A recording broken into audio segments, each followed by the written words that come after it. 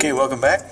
This is homework help for Module 1.3. This is the worksheet for Module 1.3 in Canvas.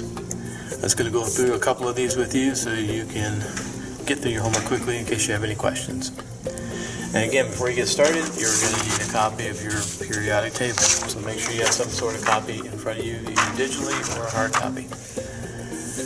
Alright, let's get started. The first part is the atomic mass. Then they want the number of protons, neutrons, and electrons. Now what makes this special is Module 1.3 is all about ions. Now an ions means you've got a positive or a negative charge left over. Okay? And the only thing you're allowed to change on this line right here, on these atoms, to make something positive or negative, is this, the number of electrons. This is the only thing you're allowed to change to create a positive and negative charge. Okay? Never change the number of protons. Okay? Alright, let's try this first one. This is fluorine with a -1. Notice it's a small -1 up in the corner. That means it's an ionic charge. Means that when the protons and neutrons add together, you're going to have one extra negative left over. Alright, let's take a look at fluorine. There's fluorine right there. It's element number 9, and it's got a mass of 19. So, the atomic mass is 19. This is on there 19.00. We'll copy that down. It's element number 9, so it has 9 protons. The number of neutrons, remember you're just going to subtract these two. Now you can do it in a square like that, or sometimes people like to go like this. They say subtract equals, so 19 minus 9 is 10. Okay, so you have 10 neutrons. And now remember, in the past, we've always made the number of positives and negatives the same. So let's start that.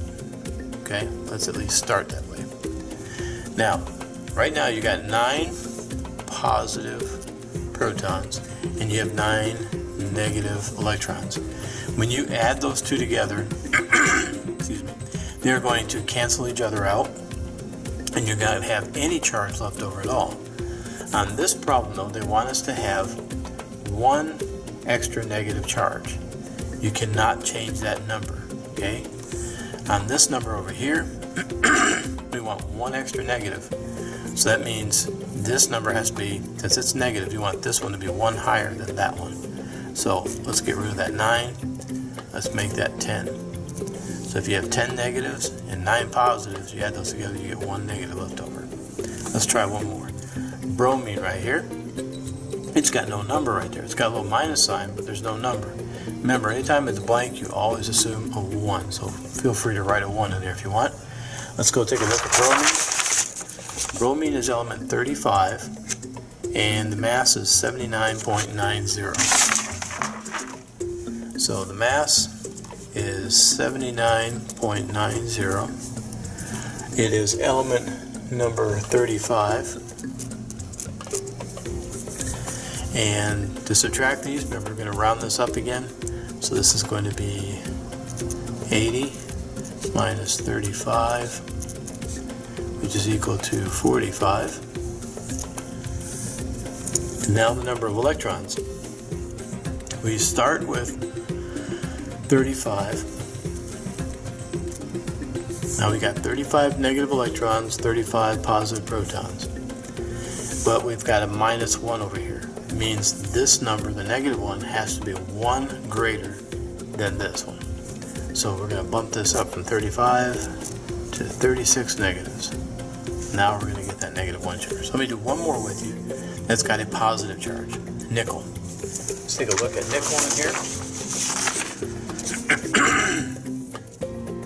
Nickel is element 28. It's got a mass of 58.69. Alright. So the mass of nickel is 58.69. It has, I lost it already, there it is. It has 28 It's element number 28, so it's got 28 protons. To find the number of neutrons, we're going to, since this is greater than 5, we're going to round this up to 59. Minus 28. 8 from 9 is 1, 2 from 5 is 3. So we have 31 neutrons. And then the last thing over here, we want the same number of positive and negative, so we're going to start with 28 negative electrons. We have 28 positive protons. Now this one, you have to have a 2 plus, which means the plus proton side has to be 2 higher, or 2 more higher than the negative ones. Now remember, you cannot change the number of protons, because then it will never be nickel anymore. The only thing we're allowed to do is change this number over here. So instead of bumping it up like we did in the last two examples, we're going to have to take this number down 2. So if we drop this down to 26 negatives, see, we dropped that down 2, just like the 2 over here, but we went down. And now if you combine 28 positives and 26 negatives, you're going to get 2 extra positives, which is that 2 right there. All right, give me an email if you need any help.